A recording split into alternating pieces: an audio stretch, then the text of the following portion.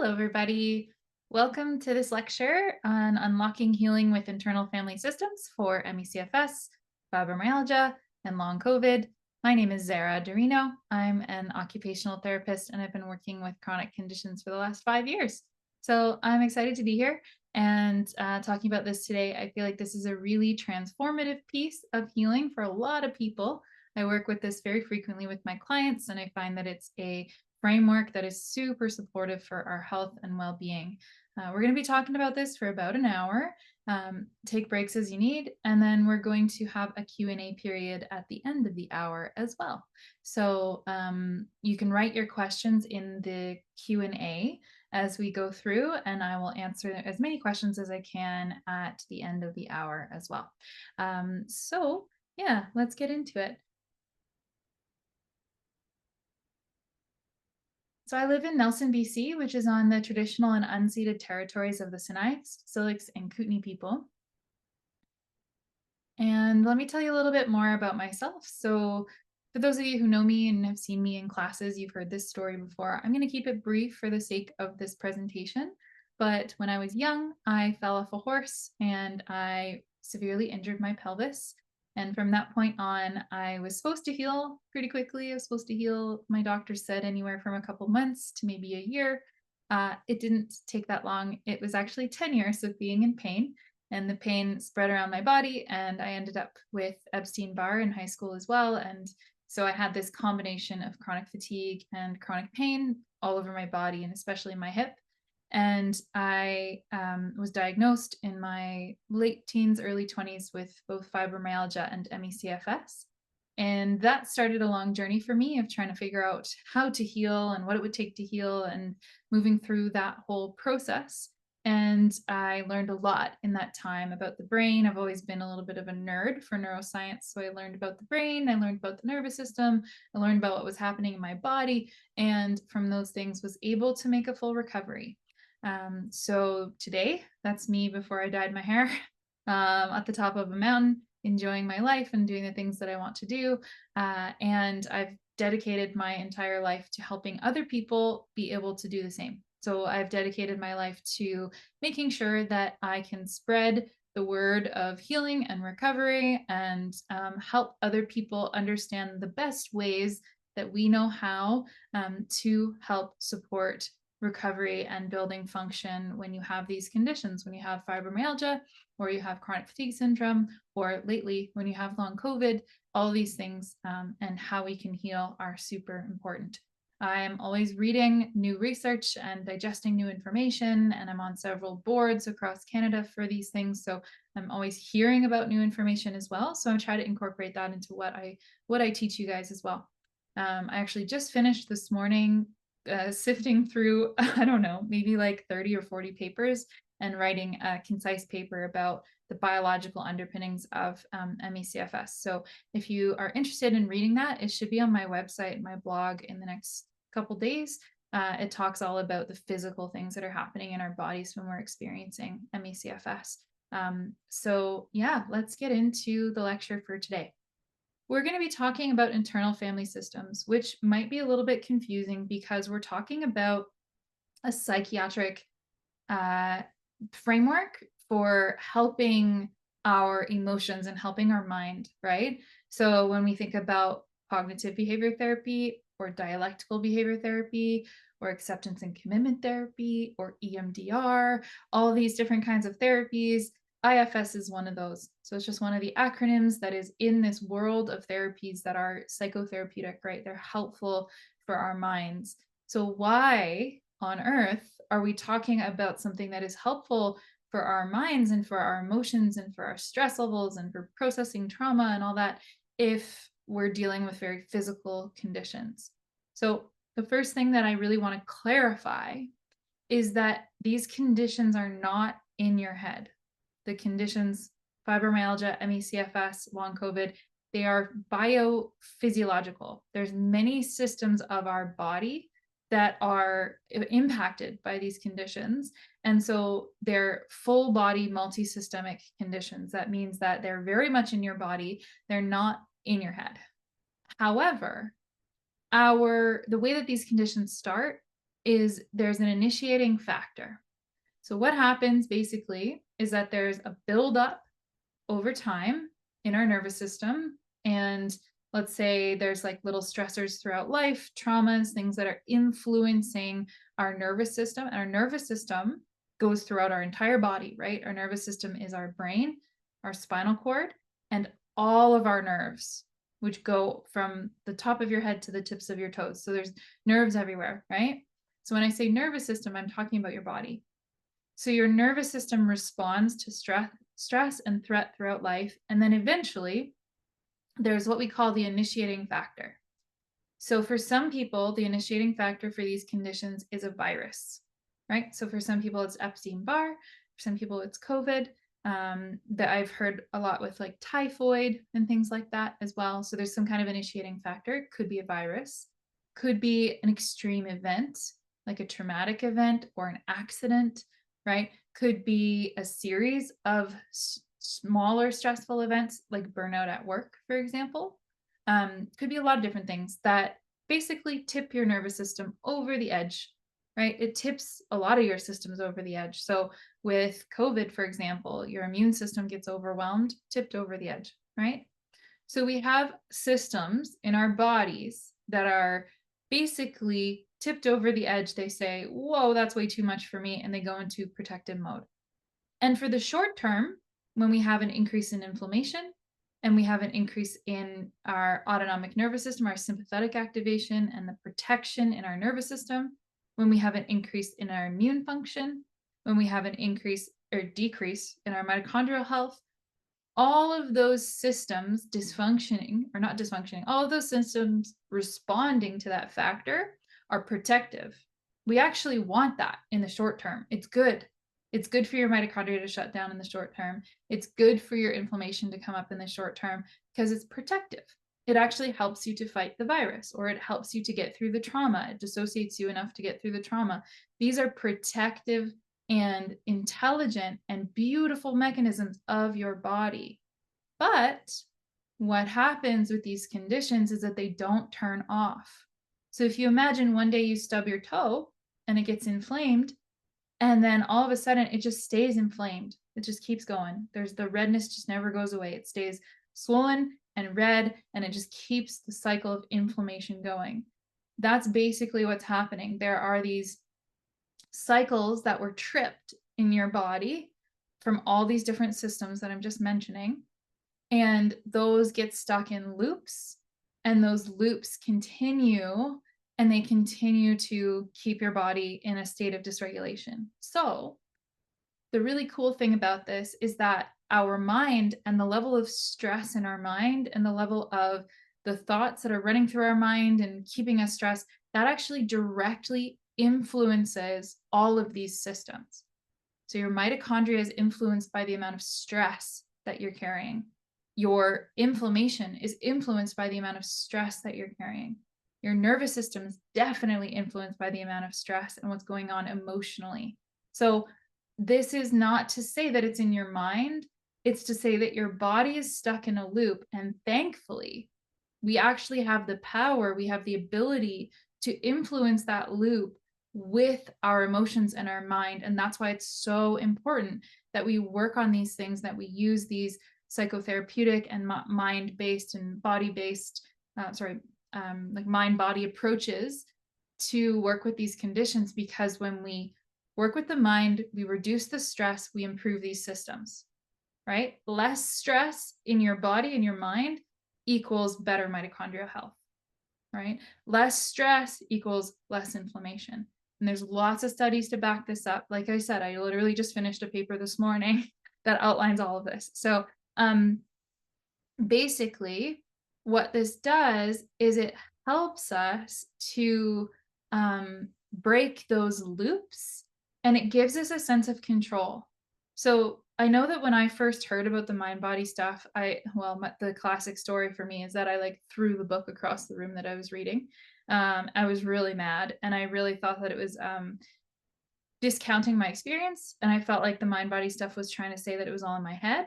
And I really didn't like that because I was like, no, my hip's broken. You don't know what you're talking about.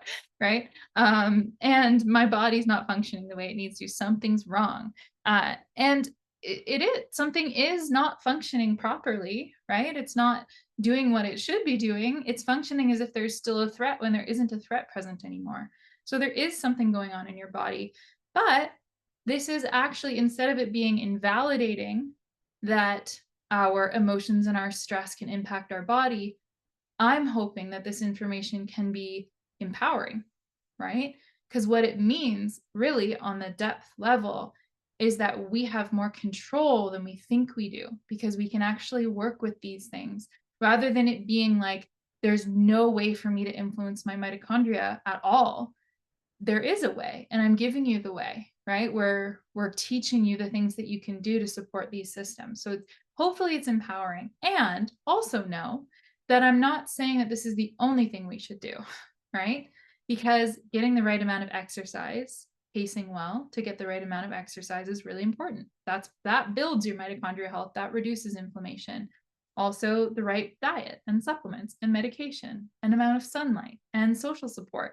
There's a lot of other things, right, that support us, but this is sort of just like the main factor that we have the most control of and we can work on pretty simply. It's not easy, but it's simple. Okay, so let's talk about the parts of ourselves and certain personalities that can keep us stuck in those loops. Because basically, if we remember what I just said, the body is reacting as if there is still some kind of threat present right now when that threat is long gone, right? So the body is enacting all of these protection mechanisms to keep you safe when you are, in fact, safe already, right? So basically, if we have these kinds of personality traits, if we're very avoidant and we try to repress our emotions and we try to not feel them, we try to shove them down, that is going to keep us activated. That is going to keep those loops going because we're not actually addressing anything that's coming up. So for those of us who really repress and shove our emotions down, we need to learn how to identify and how to feel those emotions. We talk about this a lot in some of the courses that we do, like the brain retraining course, for example.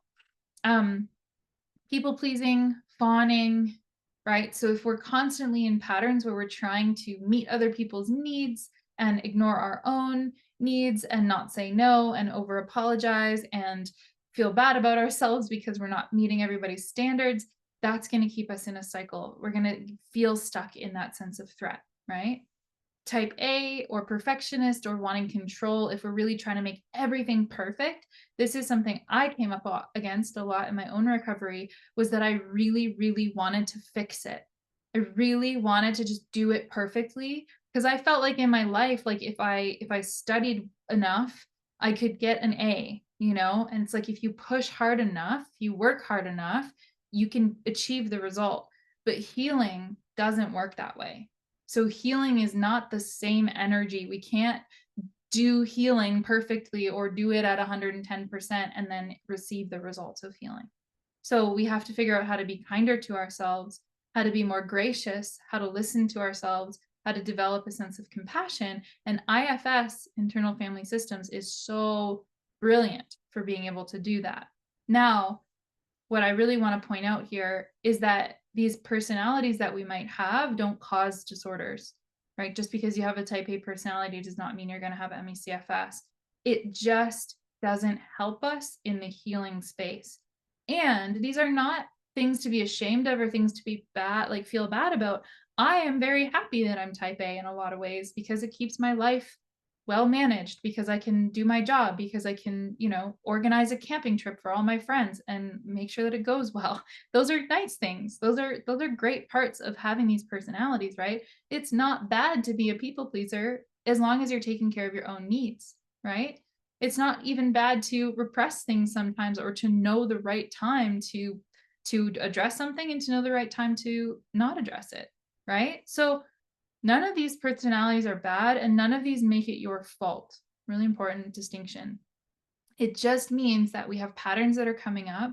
And when we work with those patterns, it actually helps us move towards healing in a different way. So, parts of us, let's talk about parts. So, in internal family systems, the parts are organized into what we call protective parts, exiles, and self. So, the idea behind internal family systems is that it's based on family systems therapy, which is understanding different roles that different people play in a family system. Now, the idea, and hopefully we can get everybody on board with this and like what it means. The idea here is that every single one of us has parts. So, in your mind, you have different parts of you that might have different conflicting ideas and different ways of trying to protect you, or different ways of trying to relate to you, and different ways of relating to each other. So, sometimes the parts relate to each other too. Now, when we think of parts of us, or we start to use this language, some people think of it in terms of a diagnostic thing. Like some people think of it in terms of dissociative identity disorder, or DID. That is not what we're talking about. This is completely and absolutely in healthy people in general. Everybody's going to have parts, right? The simplest way for me to explain this, that this exists in everyone, there is a part of me that really wants to go and eat cake right now.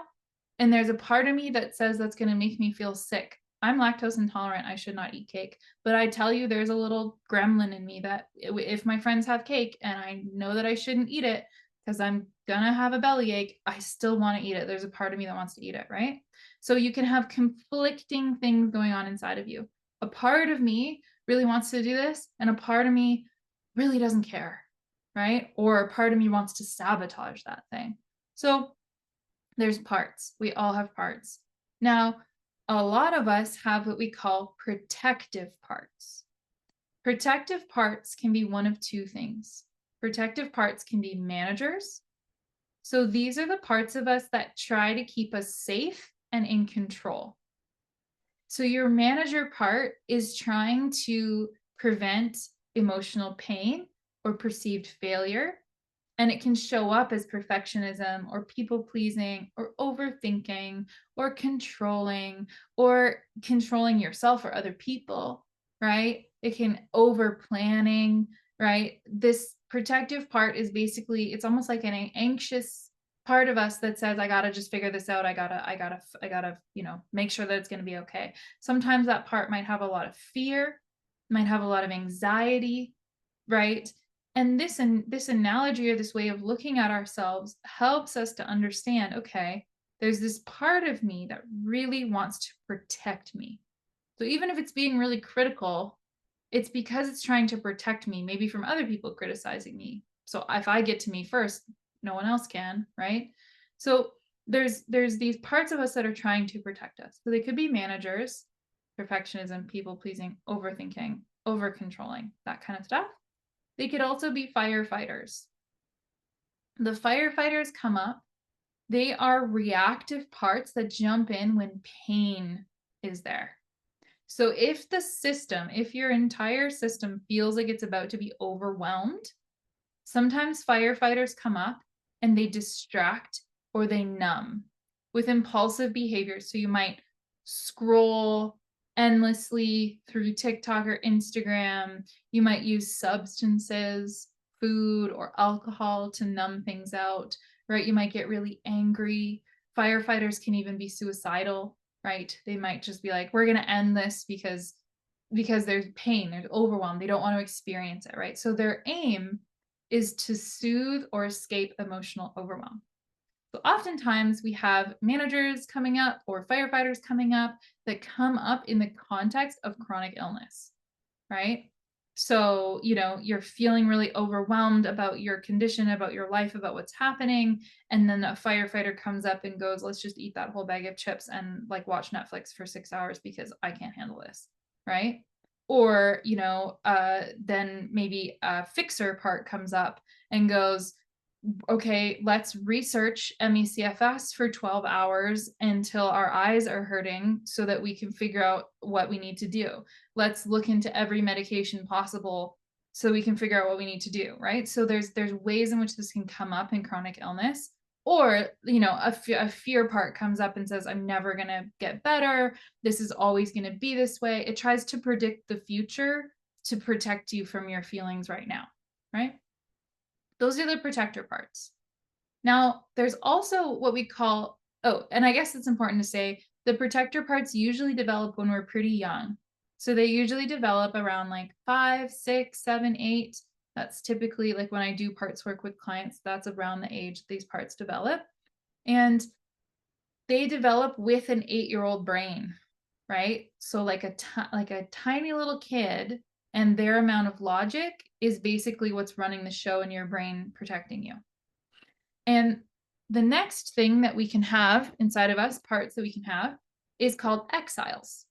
So exiles are usually wounded inner parts that hold past pain.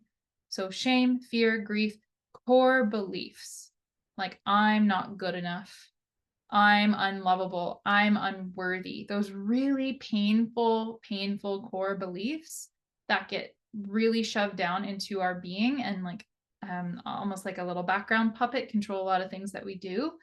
That is the exiles, right? So they are exiled to protect the system from feeling how intense they are, because they can be really intense, right? And especially if you have a history of trauma, they can be like extreme, right? It can feel like even getting close to an exile is completely overwhelming and the whole system shuts down.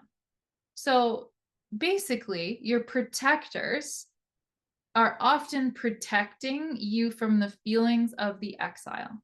And if we have all this repressed and unmet needs and emotion that's kind of swirling down in our subconscious, that is going to really impact our nervous system, and that is going to really impact every other system in our body, right? So it's important that we're working with this, whether or not we use the language of parts or we use eye movement desensitization and reprocessing, which is EMDR, or we use some other kind of like hypnotherapy or something. We want to be working with these deep parts of ourselves that are holding on to these things and these emotions, because they can really influence our recovery. So while we're talking about the parts, you might be like, oh, well, just get rid of them, right? If they're that disruptive, let's just find a way to get rid of them. That is not what we're trying to do. That is one of the worst things we can do, is try to give ourselves the message. If your part comes up, let's say you have a really anxious or fearful part, and your goal is to get rid of it, that's like a little kid coming up to you and being like, I'm terrified. And you're going, get out of here. I don't want to deal with you. Go away. Right? Not going to make the kid feel better. So it's not about getting rid of our parts. There are no bad parts. None of them are bad. They're just doing a job, running an old program, running an old story, because they learned that was the best way to protect you at the time. And they haven't unlearned that yet. So it is not their fault, right? So what's happened, the language that we use in IFS is that part is burdened. So it means that it's carrying the burden of trying to protect you. So the goal in connecting with our parts is not to get rid of them or to change them. The goal is to help them feel safe enough to let go of that burden of trying to protect you, and then to feel safe enough to allow you to get in touch with those exiles and to process what the exiles are feeling and be there for the exiles, and provide comfort and safety and trust for the exiles. That is the whole process of internal family systems therapy, and that's a lot of the work that I do with clients. So how do we do that? Well, first we need to know about self. So self energy, capital S, self energy, is this natural background of who we are. So self is like the sky, right? And the parts are like clouds. Self is always there. It doesn't matter how cloudy it gets. It doesn't matter how blended we become with our parts or how much we feel like we are those parts. I am so anxious right now, right? Doesn't matter how blended we get. The sky is still there, even if there's lots of clouds. So the self is this calm and compassionate core. You can think of it like if the firefighters and the managers and the exiles are all little kids, the self is like the parent in the system. They're what can handle and govern the system. So it's naturally curious, it's connected, it's confident. So healing really starts to happen when self can lead, right? So it doesn't mean the parts go away, it means that self is there to help manage them. Because for a lot of our systems, there's basically just like toddlers running the show. And that's difficult, right? That's a hard way to live. Is just you imagine a bunch of like anyone from like 3 to 8 running a household, it's not going to go very well. So we want to introduce our parts to self and let them know self is here. And for some of you, self might feel really inaccessible, but today we're going to talk about some ways that we can start to connect to self and simply starting to get curious or to use the language of there's a part of me that is feeling really scared right now, or there's a part of me that's feeling really angry right now. When we use that language, we're already connecting to self because you've just said there's a part of me that's anxious, right? So you're already connected to self because you're getting curious and because you're disconnecting or unblending, as we would call it in internal family systems, from that part just by recognizing that it's present. So it's easier than you think, right? It's more accessible than you think. It's right there in the language that we use. So how do parts form?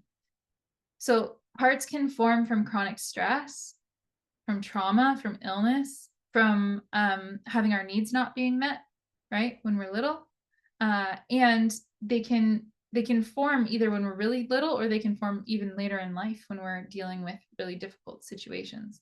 And we already talked about blending. So there are no bad parts. I said that, and it's true. And there's also a book called No Bad Parts by Dr. Richard Schwartz, who basically created this form of therapy. He was working with family systems and noticed that a lot of people described their own internal landscape in the same way that families were organized. So this is where this came from, this whole thing. So Richard Schwartz is an excellent educator as well. So you can read his book, or you could type his name into Spotify or into YouTube, and he's done a ton of interviews. So there's a lot of really great interviews where he walks people through the process of internal family systems, where he describes it at great length. There's a lot of really good free resources out there, including if you want to pay for his book, you can, but there's a ton of free resources out there as well. So this brings me to the 5 F's, which I talk about in every course that I do because it's so important. I think this is so, so important. It is one of those really big things that when it clicks, it really clicks, and it can help us make very big strides in our rehabilitation. So the parts of us that come up, I'm going to put this into parts language. I don't usually do it that way, but the parts of us that come up can hold one of these 5 F's, and that can further add fuel to the fire of what's already going on in our nervous system. So for example, a part of you can come forward when you have a symptom. Let's say you have a ton of fatigue one day, and you're like, what did I do? Why did this happen? Why am I so fatigued all of a sudden? And then the fear part comes up, and it goes, oh my gosh, am I going to be like this forever? This is going to make my baseline worse. I'm never going to get better. How am I going to get out of this? You know the story, right? Probably don't have to keep going. You can probably fill in the blanks. The fear part comes forward, and it literally adds fuel to the fire. So your nervous system's already in freeze mode because it's shutting you down. Your mitochondria is shutting down, inflammation's going up, your endothelial cells are dysfunctioning, right? All these things are happening in your body already. You're feeling that fatigue, and then the fear comes, and it just puts gasoline on the fire, and now there's more fatigue, and now it's lasting longer, and yada yada yada, right? It turns into this cycle. So we have to recognize when we're going into that fear loop, we want to start to understand, oh, there's a part of me that's really scared right now. There's a part of me that's like really reacting to my symptoms, and what does that part need? Right? Can I get curious? Can I connect to self? And we'll talk about how to do that. But fear is a huge fuel to the fire. So I'm going to go through these 5 F's with the example of a toddler that is saying there's a monster under their bed, right? So let's imagine that your amygdala is a toddler, because it basically is, right? Your fear center in your brain, your limbic system, the amygdala that governs whether your nervous system is going to be in fight or flight or not, whether your nervous system is going to be regulated or not, is basically a toddler. So there's a toddler in your mind and they're going, there's a monster under my bed. And the monster in this case is basically that your body still thinks it's under threat, right? Your body still thinks it's fighting against something. It still thinks it's in the middle of a trauma. It's not, right? That's long gone. It's not there anymore. So the toddler comes up to you and goes, there's a monster under my bed. And you look at the toddler and you respond to them and you go, oh my gosh, there's a monster under your bed? That is so scary. It's probably going to eat you alive. It's probably going to be there for the rest of your life. That monster is never going to leave you alone. It's horrible, it's terrible, and it's going to ruin your life. How do you think the toddler's going to feel, right? Are they going to feel better, or are they going to bawl their eyes out and get really upset? Right? So, we're doing that to ourselves, right? Your symptoms come up and you're going to have to live with this forever. Imagine talking to a friend like that. Imagine your friend comes up to you and they're like, hey, I have a headache. And you're like, yeah, that headache's just going to get worse and worse and worse until you are debilitated.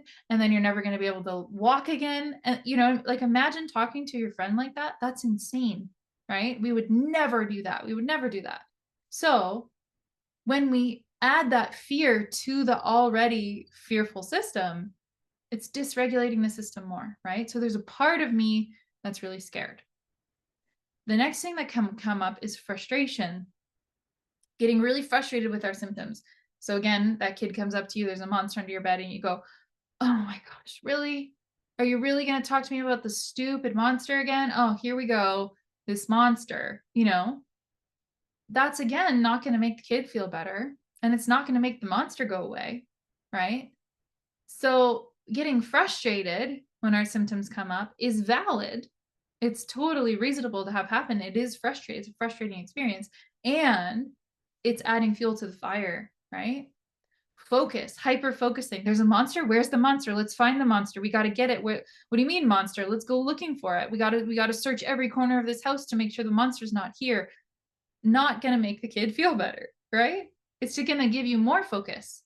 The more you focus on something, the more your brain will give you more ability to focus on that thing. So neuroplasticity works that way. If you continually hyper focus on something, your brain will literally, it'll be easier. It's like walking down a path in the forest. It'll get easier and easier the more you do it. Trying to fix it, right?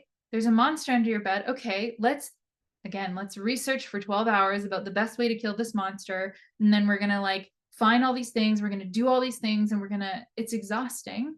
One. And two, there's no monster. It's not that that's not the problem. We have to help the child not feel scared. We don't have to get rid of the monster, right? That's not the issue. You're not broken. There's nothing to fix, right? Your nervous system's running on a loop that it is meant to do when you're in a stressful state. Your entire body is responding as if there is a threat, and there isn't, right? So that is not something to fix. It's something to support and to nourish and to make sure that your body is on board with the fact that there's no threat, right? It's just a misunderstanding. You're not broken. You're definitely not damaged, right? So mitochondria, yes, they can get damaged if they're not used correctly for a long time, but they can regenerate. Mitochondria have biogenesis properties. That means that it's possible for them to regenerate. They're organelles, so they can regenerate. And how do they regenerate? In periods of no stress. So in periods of the body feeling relaxed and deeply held and supported and regulated, your mitochondria will literally just start regenerating themselves. There's not damage, there's dysfunctions. It's nothing to fix, right? Fighting. Again, if we're fighting against this invisible thing, it's just reinforcing to your body that there's something wrong. And what we really need to do is reinforce to your body that there is nothing wrong. Now, what happens when I introduce these 5 Fs is that people go, okay, well, now I'm going to fear my fear. Because you're telling me that my fear is making me worse. So now when I feel fear, I'm going to fear my fear, right?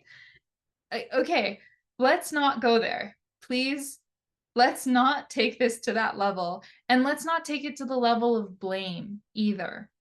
Oh, so now it's my fault because I get frustrated. Now it's my fault because I focus on my symptoms. Of course, I'm focusing on my symptoms, Zara. They suck, right? No, let's not take it to the blame, and let's not take it to the fearing all of these things coming up. That's just, again, just going to add an extra layer. We don't want to do that. What we want to do is notice. So when your symptoms come up, when your thoughts come up, they're going to come up. We cannot control that. We want to notice, and we can use the parts language. This is it's such helpful language. We can say, there's a part of me that feels really scared right now, right? There's a part of me that feels really frustrated right now. There's a part of me that really wants to hyper focus on this. Even just saying that alone will help because you're recognizing it, you're catching it. And sometimes we're going to walk a really far way on the wrong path before we even realize we're on the wrong path. It is okay to stop whenever you realize it. So if you go really far into frustration and really far into focus and really far into fear, that's okay. Catch yourself when you can. Notice that there's a part of me that's fearing, and use some of the tools that I'm about to give you to help calm that fear down a little bit. So the goal is not that we never fear again. The goal is that we catch it quicker and sooner, and that we respond to it differently next time. So we really want to cultivate compassion and surrender and acceptance and safety, and this feeling of like, I've got you, I'm here for you, I love you, you're supporting you, you're cultivating self. So how do we connect to self? Self is curious and compassionate and calm and clear and courageous and confident and creative and connected. That is 8 C's. There are 8 C's of self. And if we can tap into some of these feelings when we are connecting to parts, then we can cultivate even more self, right? So like I said, the easiest way to cultivate self, the very first step, is just to start to use the language of, there's a part of me that is anxious, instead of blending with the part. So instead of being like, I'm so anxious right now, everything sucks, there's a part of me that's anxious. That alone is already connecting you to self. Now, if you then get curious and you go, I wonder what's going on with that anxiety. I wonder how I could best support myself in this moment. Instantly connected to self. You are already connected to self just by getting curious and wondering what you need for support in that moment, right? So another way that we can connect to self is to feel it in our body. So IFS is a very somatic approach, meaning that it's very body-based. So where do you feel self in your body? So for example, for a lot of people, even if you just close your eyes right now and tune in, a lot of people can feel self in their core, so in their stomach, or I kind of feel it in my solar plexus, which is like, between your belly button and the bottom of your ribs. So solar plexus, core, in your spine. Can you feel a strong sense of holding a support in your spine? Can you feel it at the crown of your head maybe? But basically, we're connecting somewhere in our body that feels that strength and the resilience that is that self. So that's how we connect, right? We get a little curious. We tap into our compassion. What's another way we can tap into compassion? We can think about, how would I talk to a friend in this situation, right? How would I talk to someone that I really loved in this situation? That's a way to connect to compassion, right? So yeah, those are some of the ways that we can start to connect to self. Now, when we want to connect to a part, here's how we can do it. First of all, we describe the sensation in the body and the quality of that protector part. So we wouldn't try to connect to an exile right away. We would try to connect to the protector first. This is often really helpful to do with a practitioner, but there's also guided free exercises that you can do on YouTube. I have one on my YouTube channel that guides you through connecting to a part that you can use. So let's say that you're feeling anxious. You close your eyes, you scan your body, and you go, okay, where am I feeling that part in my body? A lot of people feel anxiety in their chest. Okay. There's anxiety. You can feel it in your chest. Describe the sensation and the quality of it. So I don't want you to use a bunch of horrible terms like I'm on fire, I'm being stabbed, there's 1,000 needles, none of that. As objective as you can.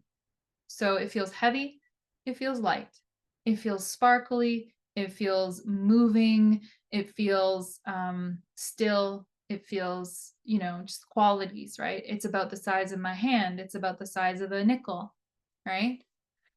Qualities of the protector part. And then how do you feel toward the protector, right? So maybe there's other parts that go, you're stupid for feeling anxious. You shouldn't feel anxious right now. That's another part. That's not self. Self wouldn't judge like that, right? So if we can recognize, oh, there's another part that doesn't really want me to connect with this anxiety, or that thinks it's stupid, or that thinks it shouldn't be anxious, can that part take a little step back? Or does that part want to be connected with, right? Now, another thing we can ask the part is, how old is that part? Right? How old is that part? And you'll just ask yourself this question. You'll probably just get a little pop of an answer in your head. It's usually like 6, 7, 8. Okay, so there's a 7-year-old trying to protect me right now, right? There's a 7-year-old trying to control this whole system. Does that 7-year-old know how old the system is? So you connect with them and you go, hey, do you know how old I am? Right? And then an answer should come. And a lot of times the part doesn't know how old you are. The part might be like, actually, no, I have no idea. If we can let that part know, this is orienting. So this is a nervous system regulation skill called orienting. I am 32 years old, right? It's 2025. You let the part know you are not in that trauma anymore. You are not fighting that illness anymore, right? You're here, you're now, and you're safe. And self is here, right? Let the part know that self is here, not to get rid of the part, not to try and change the part, not to try and fix the part, but to actually listen and get to know the part, right? So you're not there to start to shift this right away. You're there to just see if you can develop a relationship with this part and help it trust that self is actually capable of protecting the system and that the 8-year-old doesn't have to, right? So we're not going, oh, silly 8-year-old, I've got this. Don't worry about it. Let me take care of it. No, we're just going, hey, I'm here for you. What do you need? What would help you trust me? Right? We can ask other questions like, what are you trying to protect me from? Maybe it's trying to protect you from a younger, more vulnerable part that says something really scary like, I'm not worthy. Right? So what are you trying to protect me from? What do you fear would happen if you didn't do your job? So if you didn't protect me, what would happen? Would we lose everything? Would we crumble into a million pieces? What would happen? How long have you been doing this job for me? What do you need to feel safe, heard, or supported? Sometimes they just need to talk. They just need you to listen. Sometimes they need a hug or a hand on your heart or some kind of physical support. Sometimes they might need words of affirmation, like you matter and I'm here for you and I'm listening to you, right? How can I earn your trust? Are there times you felt alone carrying this burden? And if you didn't have to do this job, what would you rather be doing? If self could take care of this protection thing, what would you be doing? So this is how we connect to a part. We get curious, we ask questions, we show that self is present, we show that self is regulated and self is there. And sometimes, again, this can be a little challenging to do on our own because sometimes it can be hard to tap into our own sense of self. It becomes a little bit easier when we do it with somebody who's very much in self. So like a therapist or a trusted friend or a partner that's in self that can walk you through some of these questions together. Them being regulated in their own sense of self will help your sense of self come out. That's the co-regulation piece that can be really powerful. So we want to speak about a part instead of from a part, right? So like we were saying earlier, it's a language thing, right? So I can't handle this becomes a part of me feels overwhelmed and needs some self-care. Or nobody ever helps me. Well, I have a part of me that feels alone and has a need for some help. Or I hate her for rejecting me. She's so cold. She's so cruel. Well, a part of me feels angry and abandoned after that rejection. Right? I just know something bad's going to happen. I can't relax until I fix it. A part of me is really anxious and thinks something bad will happen if I don't stay hypervigilant. Okay? So you can see how the language we're speaking about a part, we're not speaking from the part. We're not blended with the part and speaking like we are that. We're speaking about the experience that's happening within us, right? Because that's not invalidating. We're still speaking about the experience we're having, but we're speaking about it in a way because it's not all of you that's feeling that. When we're anxious, there is a part of us that knows that we're safe, right? There's a part of us that knows that we don't actually have to worry about that thing, right? It's never going to be our entire system that thinks that. There's going to be some conflict within the system, right? So, yeah, that's how we can speak about a part instead of from a part. So chronic illness can create polarization within your system, right? So you can have a part that's the pusher, the part that wants to push you through. Just keep doing the task. Just don't take a break. Just go, go, go. We got to do it. We got to do it 110% versus the part that's like, slow down, please. I need a break, right? So if we can recognize there's these two parts that are in conflict, we can help to bring them into more harmony because we're recognizing, oh, there's a part of me that wants this. There's a part of me that wants this, right? The skeptic versus the believer, the person who's like, nah, none of this stuff is going to work. None of this works for me versus like, no, I have hope and I do believe this can work, right? Or the achiever, the caretaker, the exhausted part, right? So if we can just recognize that there's these parts of us and then we can start to work with them, that can, again, be something that really moves us forward.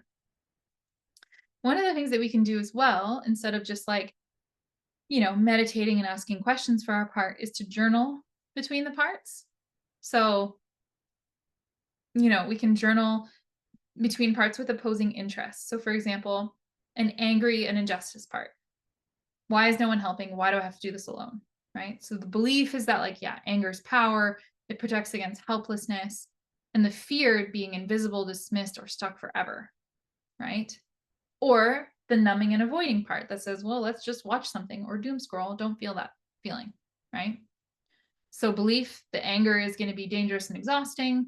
The fear is that feeling is too much. It will destroy you. So you can journal between the parts. The angry part says, I'm mad. I don't want to have to do this alone. And the numbing part says, let's not deal with that right now. And then we can even imagine that we're journaling with self as well. So self can step in and say, hey, I see that there's this really angry part. I hear you. What do you need to feel supported in this moment? Right? So there are different like journaling techniques that we can use. You can always Google how to do this more as well. So that's what you're talking about, the journaling between parts and self. And then once we work with our parts and we start to unburden parts, we might get in touch with our exiles. So when the part feels safe enough to be unburdened, we might get in touch with our really old stories. So once we get in touch with the exiles, one of the ways that we can work with them is to kind of work through these steps. So when you get in touch with an old story or a really old belief, like I have to be perfect. I'm not good enough. I'm responsible for other people's happiness. I'm a burden. Those are old, painful stories that often exiles will carry. And how can we work with that story? Well, one of the things that's really helpful is to explain it a little bit. Get to the bottom of it a little bit. I have to be perfect or what? What's going to happen if you're not perfect? You'll be rejected, you'll be abandoned, you'll be cast out into the sea. Like what's going to happen if you're not perfect, right?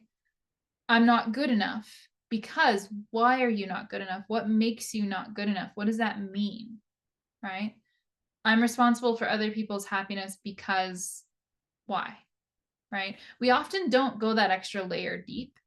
And in that extra layer, sometimes lies some of the stickiest stuff that's in our subconscious. So if we can get to that extra layer and recognize that layer and understand it, That helps us work with it. Then, when did the story start? Well, let's say, I don't know, an example is like maybe the I'm not good enough story started when dad left. Mom and dad broke up when you were 3, dad left, and you felt like you weren't good enough because dad left and didn't want to care for the family, right? Okay. Well, it makes sense for a kid to think that because kids need to blame themselves because they can't blame their caregivers. It's too dangerous because their caregivers are literally their survival line. It's their lifeline, right? So, kid develops a thought, I'm not good enough because dad left. Let's just use that as an example. Well, is there another way of looking at that situation? Is that kid really not good enough because dad left? Or does it maybe have to do with the fact that dad and mom had a tumultuous relationship and dad was dealing with his own stuff? Not that he's bad either, but he left because he was dealing with his own stuff, not because that perfect little 3-year-old child was bad, right? That has nothing to do with the kid. It has everything to do with the parents and what they were going through in the moment. But the kid will internalize it and literally carry that belief to their deathbed, right? Because of those things that happen when we're really young.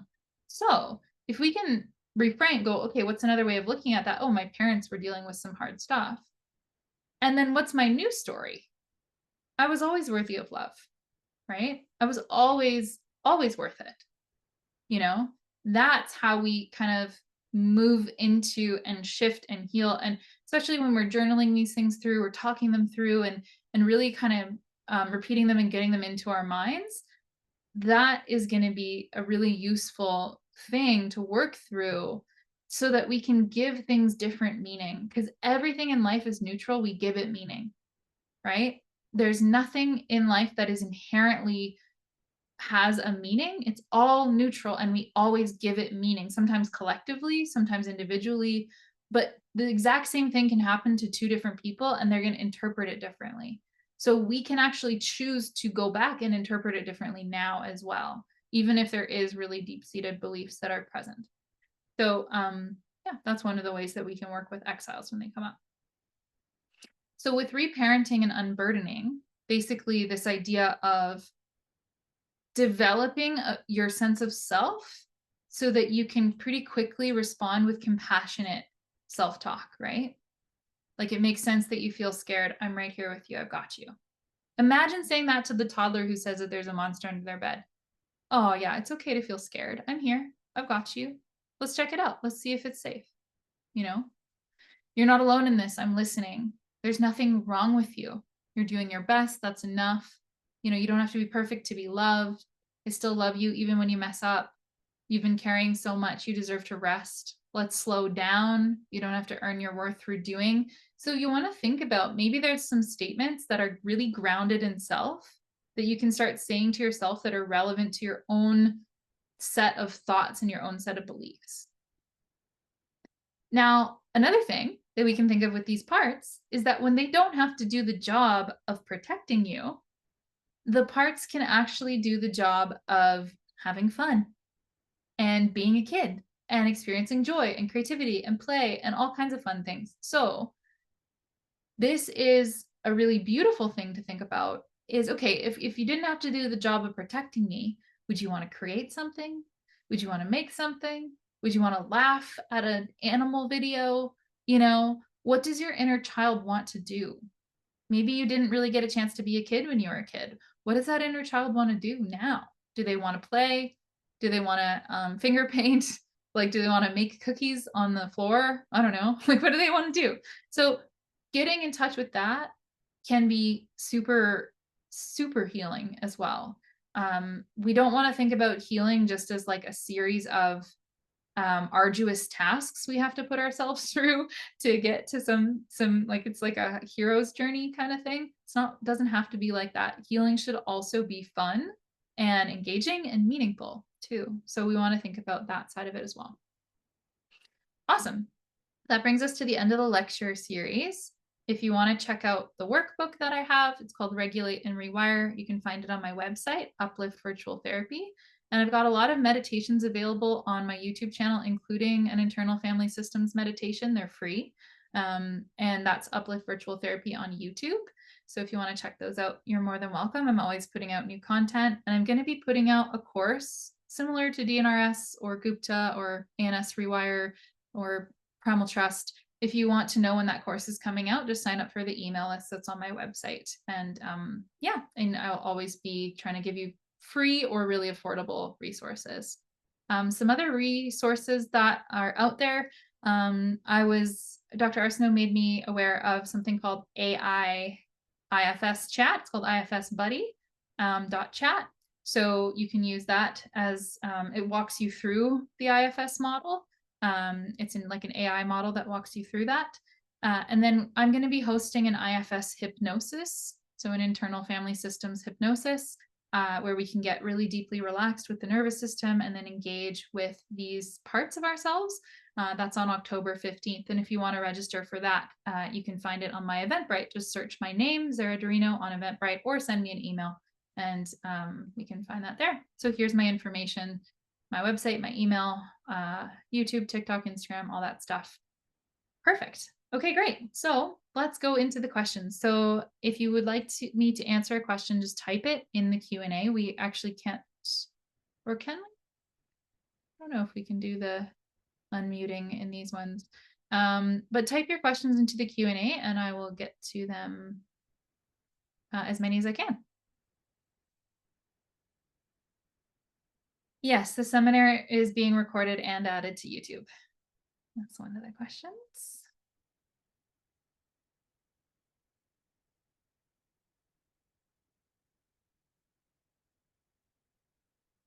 And then someone asked about the blog. It's not posted yet, but it will be in the next couple days, and you can find it on my website, upliftvirtualtherapy.com. Someone asked, could the initiating factor for ME/CFS be a mental illness? It's a really interesting question. I think it could be a breaking point in a mental illness. So like a nervous breakdown or a really big PTSD episode or an extreme grief or depression episode. Those things could tip your nervous system over the edge for sure. Yeah.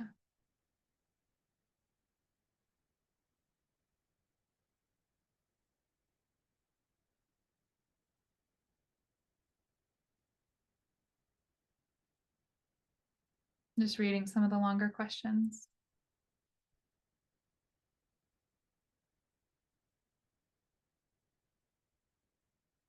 So someone was saying, I feel my protective parts want to keep others safe and might use humor as a firefighter, and that their exile has given up, like could never meet the standards. Yeah, so I can address those in concert. So the protective parts wanting to keep others safe is definitely, like when I was saying, you could have really strong sense of control for yourself or for others, right? So needing to control situations, needing to control other people to help keep them safe can definitely be our protective parts, especially those managers. And humor can be a firefighter for sure. A lot of us laugh off or like scuff things off with humor as a way to just avoid deeply upsetting things for sure. And then exile, given up. So never going to meet standards. So that could be like, yeah, I'm never going to be good enough. That could just be the internal belief that the exile holds.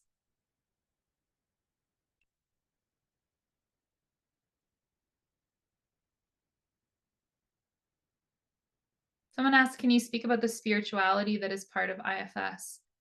I'm not aware of it being tied to spirituality or religion. I could be wrong about that, but from what I've read, I'm not aware of it being tied to spirituality. I think you could, if you wanted to, tie self and accessing self. If you believe in God, you could tie it to your relationship to God, or you could tie it to your relationship to your higher self if you believe in that, or spirit guides or gods, plural. So whatever your religion or spirituality is, I think one of the best ways to tie it in is to think about how that might apply to accessing self, and if you can have support in accessing self with some of those beliefs that you already hold.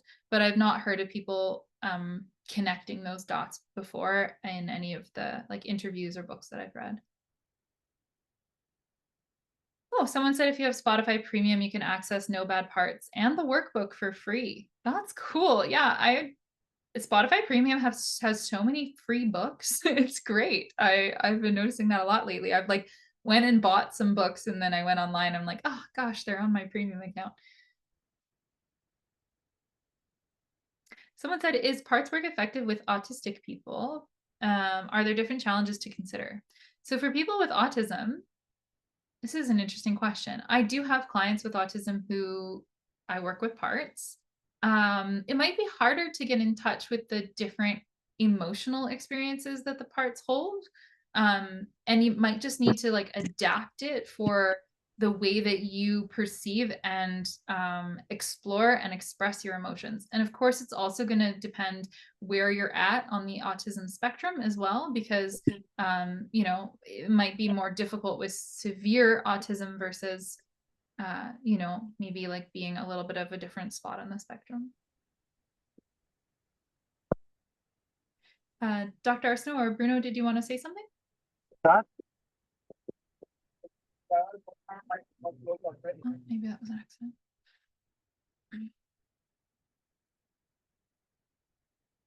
Someone asked, do you recommend Richard Swartz's other book, Introduction to IFS, or does No Bad Parts cover it all? They both cover slightly different things. If you're really wanting to get into it, both are good, but I think No Bad Parts is definitely the biggest one that he, like the most popular one.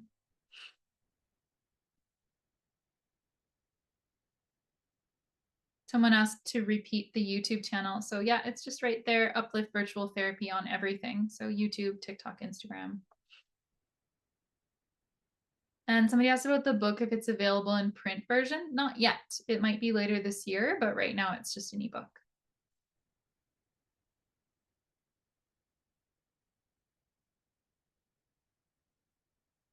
There's a question about having a really hard time feeling in the body. Can I still do IFS if I can't locate the parts and the places in your body? I think you can still work with it for sure.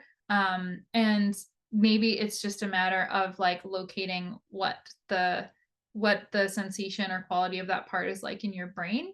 And then titrating to work with the body really slowly. So the smallest little piece that you can notice, and kind of working from there, going from there.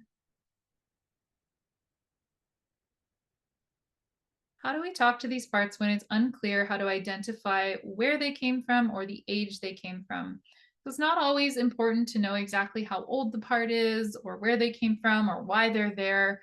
We can just start to get to know it. So what's going on for you right now? What are you feeling? What do you need to feel heard or supported or to gain trust? Right? So we can start there instead of starting with trying to identify the age or when it started. None of that is that important. It's just part of the curiosity. So a couple people asked for handouts and slides. I can send them to Bruno and he might be able to send them out, but also this will be on the METV YouTube channel.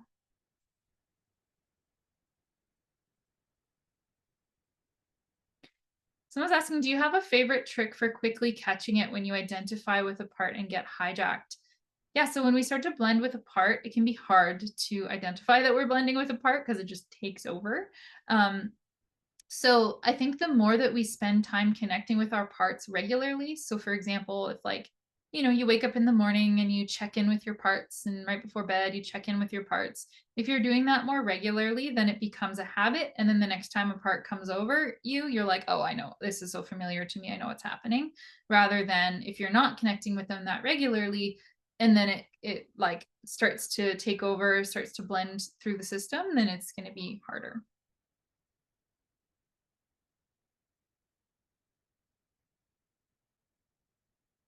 How does what we saw today differ from using IFS with a person that doesn't have chronic illness? So it's actually not that different. Oftentimes, there's going to be certain things that are common that come up with chronic illness, like the fear part and the frustration part and the fixing part and stuff like that, that might not necessarily come up with other kinds of conditions. But for example, if someone has PTSD or if someone has depression or if they have anxiety, a lot of these similar parts can come up too, right? Or even somebody who just is quite, what's the word? neurotypical, we're still going to have parts, right? We're still going to like get frustrated and have a little snappy part that like snaps at someone, or we get hangry and something happens. So it's pretty similar, but there are things that are typical in chronic illness, like the fearing of your symptoms, for example.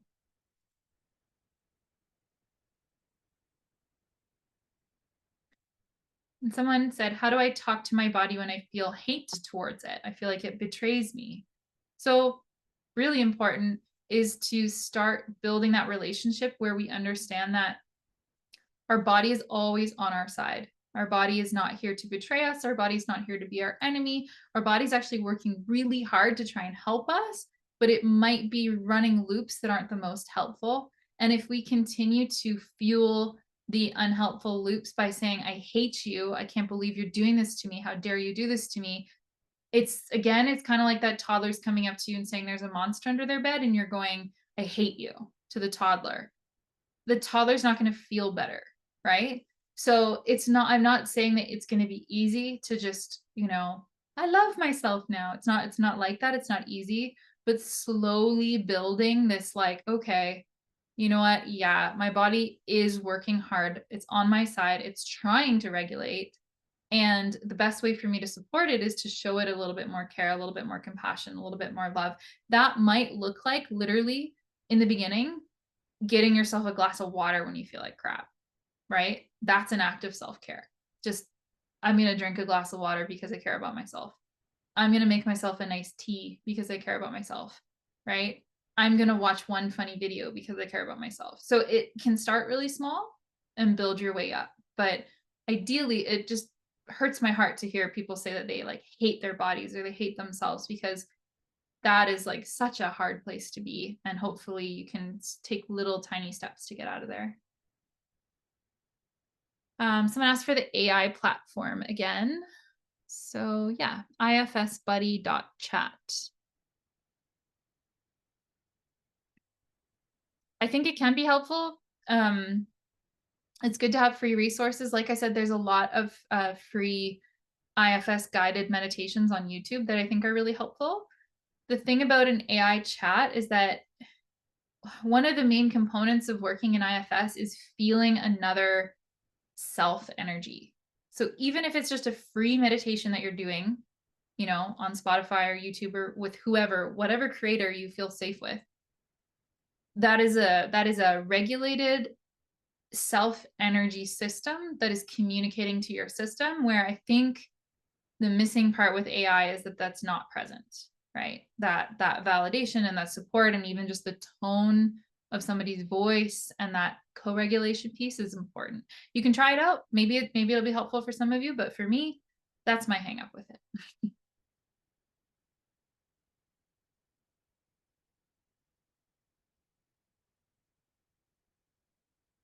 Someone again asked about, could I turn this into faith-based? Like self is like God and all the parts are evil ones. So we want to make sure that we're not looking at our parts like they're evil. Our parts are not bad. Our parts are not evil. Our parts are trying to protect us. And they're doing a good job, actually, trying to protect us. And we want to have compassion towards them. So you can make it faith-based if you wish. You can ask for God to help you connect to self. You can use the strength of spirit and spirit guides and God and whatever your religion or spirituality is to help you connect to that version of yourself. But ultimately, you're connecting to you, and you are providing compassion to you is really important in that mix.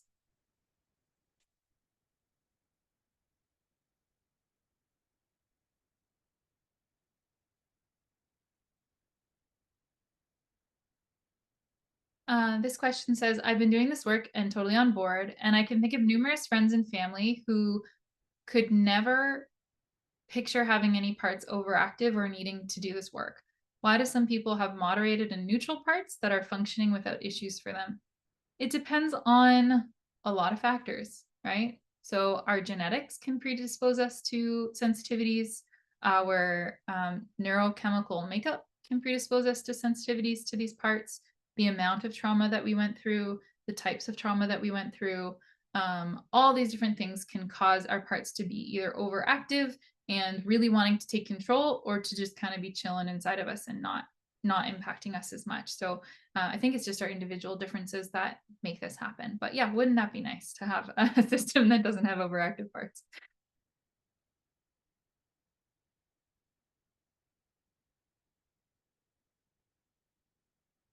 There's a question: if you start to dissociate or numb out from your feelings and struggle to connect parts, is there a trick to start the process of connecting? I think to recognize that the dissociation is probably a firefighter, and that means that you're probably um, distracting from something even more painful that's underneath the surface. And one of the things that is actually really helpful to think about is sometimes when we dissociate, so we try to connect with something and then we like go into a fog, we start to dissociate. That is your body saying, don't go there right now. I'm not ready for you to do that. And if we respect that, that actually provides a little bit more trust within the system. So if your body goes, I'm not ready, I'm shutting down, I'm dissociating, and you go, no, we have to connect to this right now. We're doing this work right now. That's not respecting where your body's at. So sometimes if the dissociation comes up, you go, okay, I hear you. You're not ready for me to connect to that just yet. I'm going to use a distraction technique right now, or I'm going to do something else right now, and we'll come back to this later. Right. So sometimes it's about respecting that part and not driving to connect to it deeper in that moment.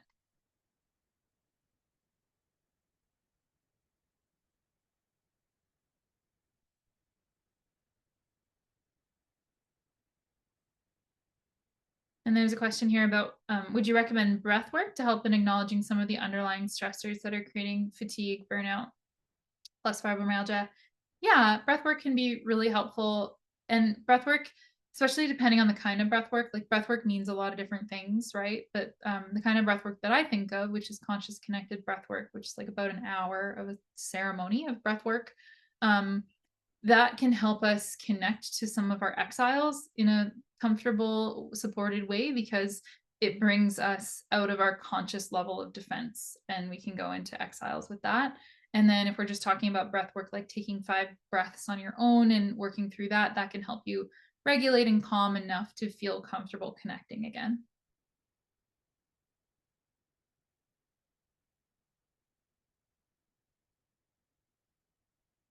And there's a question if my course is going to be working with emotional regulation. Absolutely. Yeah, that's going to be a huge part of the course for sure. Um, the course that I'm planning is going to have nervous system regulation, so emotion regulation, nervous system regulation, processing work, that kind of stuff. Brain retraining, so how to react to our symptoms, how to change the thoughts that we're experiencing, how to work with our thoughts, and then lifestyle factors. So the one thing that I find is missing from the mind body stuff is the body. We often overlook that these are physiological conditions and we can't just mind body work our way out of them. We actually really need to figure out how to exercise. We need to figure out how to, and I mean exercise with really good pacing. I don't mean just like willy-nilly exercising. We need to figure out what to eat. We need to figure out the right supplements and medication. We need to figure out sunlight and socialization and all these other things that actually impact our bodies, because your bodies are running in systems that are very impacted by these conditions. So the body is equally as important as the mind. They call it mind body work, but oftentimes it's just telling you how to work with your mind and not how to work with your body. So I think it's both are important.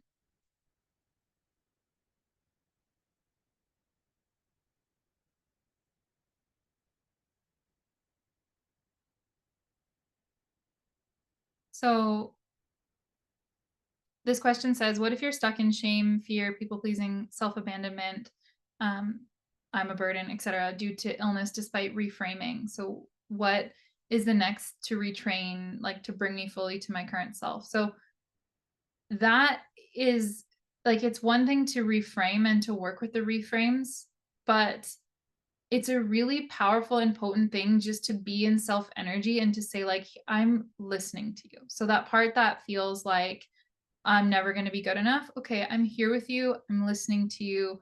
What do you need from me right now? Do you need a hug? Do you need a hand on your chest? Do you need to like, would it feel good for me to do some like havening or eye exercises, or like how can I support that part that feels not good enough? So instead of just trying to change it, trying to change it, trying to change it, trying to be like, I am good enough, I am good enough, you're actually just supporting and cushioning that moment and offering like nourishment and compassion and like building that first, and then that starts to get you to the point where you can work with some of the retraining stuff.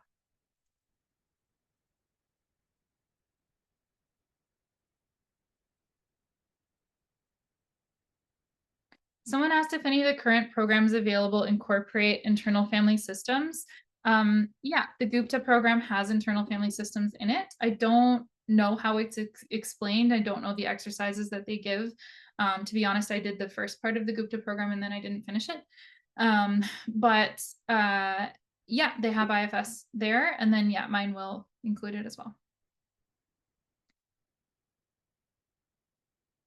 Someone asked about color coding. I don't think there was a significance to that, no.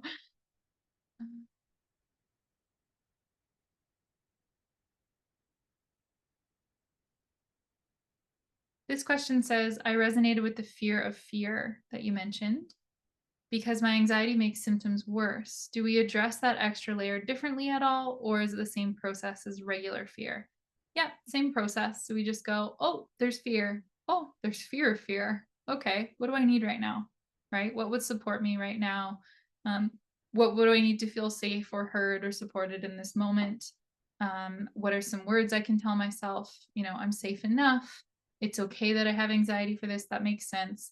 And how can I support myself?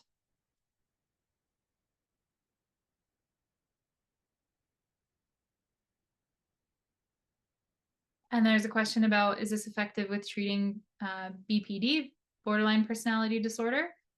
I think so. I think that because borderline personality disorder has pretty like extreme emotional swings that come with it, that's what probably like firefighters that are coming up, right? Especially with the suicidal ideation that can be part of BPD as well.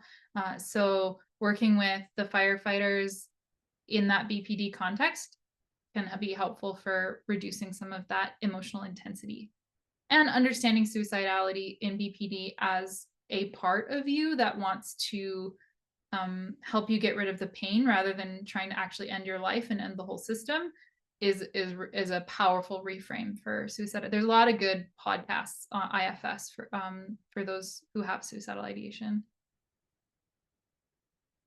Oh, and then somebody in the comments, just back to that question about autism and IFS. I guess there's a good podcast called IFS Talks, and they have an episode about IFS and autism.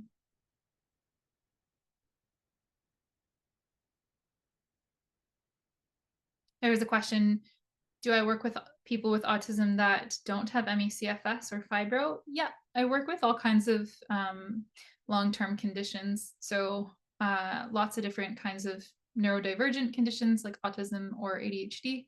And then pretty much all of the different initials of mental health conditions. And then chronic fatigue, fibromyalgia, chronic pain, long COVID, and post-concussion syndrome too. Someone asked about a timeline on my course. I wish I had a timeline. We'll see sometime in the next year.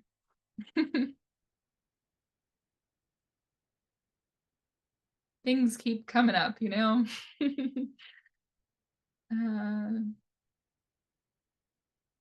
Do you have a method or strategy to know which part is being active and speaking? I think just tuning into what you're feeling in the body, what's coming up for you. Again, we don't want to get too into the weeds with being like, okay, is this my anxious part? Or is this my controlling part? Or is this a manager? Is this a firefighter? In the end, it doesn't matter. The idea is that we're developing the compassion for ourselves. So even if you're just like, I don't know what part it is, but something's coming up, can I be with it? Can I be present? Can I feel it in my body? Can I relate to it? Can I get curious and compassionate about it?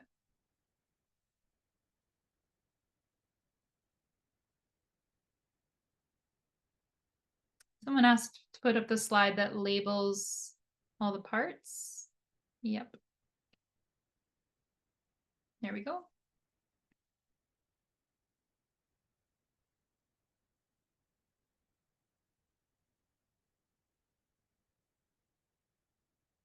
Someone asked if I can elaborate on surrender. What does surrender mean?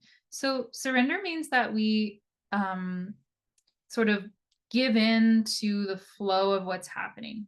So, when I think of surrender, I think of the difference between fighting upstream, like you're like, you know, swimming against the current, fighting this, trying to fix it, getting into like all these things I'm going to do and I'm going to do it perfectly and I'm going to put all this energy and effort versus I'm going to just see what happens. Right. So when there's a flare, so for example, if you have like an increase in symptoms all of a sudden and you go, I got to fix this, I got to get to the bottom of this, that's like the opposite of surrender. Whereas if you have a bunch of symptoms come up and you go, okay, let's see how long this lasts. Let's just get curious. Let's just see. We'll see how long this lasts. It's really interesting when you let go. So surrender is kind of like letting go. When we let go, how quickly some things can dissolve because we're not fighting against it. So sometimes what I noticed, especially for myself, when I have these really bad pain flares or headaches, when I would just be like, okay, let's see.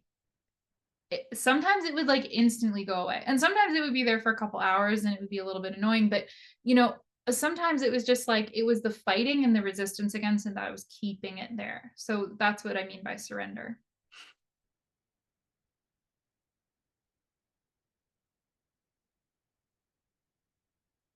This question is, so I thought we were talking to literal parts, like parts of our body that ache. But if someone doesn't have physical pain, how do they identify their parts? So your part will probably show up in some kind of physical way. So if you're anxious, you might have like a lump in your throat or constriction in your chest or butterflies in your belly. If you're not connecting to the physical sensation of what you're feeling, you can just think of the part as like, oh, my anxiety, my fear, my control, my the part of you that's experiencing those things. And yeah, one of the questions, can I think of the parts as my inner child or children? Yes. So how are parts and inner child different? They're not. They're quite the same. Maybe Richard Schwartz would have something else to say about that, but I think they're pretty similar. I like to think of it as the inner child, and within the inner child, lots of different parts. So they're basically very, very similar ideas.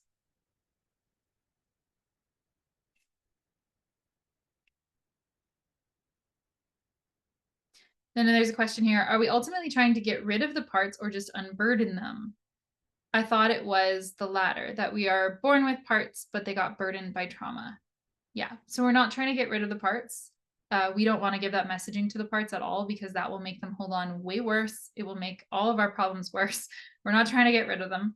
We are simply trying to take off the load that they've been carrying. You've got a little 7-year-old that's been carrying this heavy backpack of, I got to protect you. And we're just being like, I'm an adult now. I can protect the system.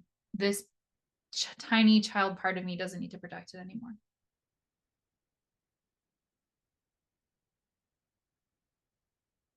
Someone asked about a program on neurodivergence and chronic illness.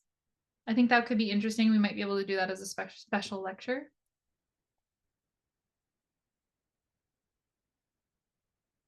Oh, and then someone said there's an IFS meditation by Schwartz in the Insight Timer app. That's good to know.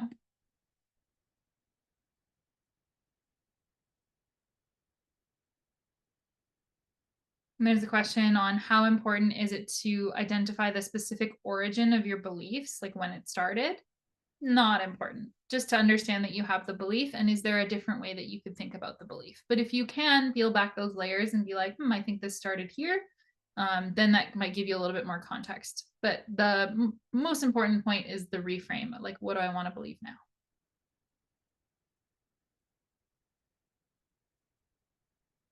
And there's a question about the breath work that was around an hour. It's called conscious connected breath work.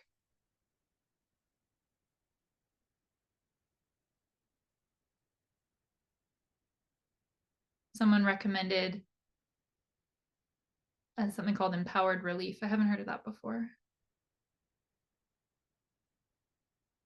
Okay, great. So that brings us to the end of our time.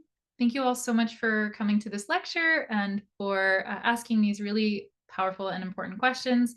And I look forward to seeing you in the future on online platforms and in courses. And we will see you all soon. Thank you all so much for being here.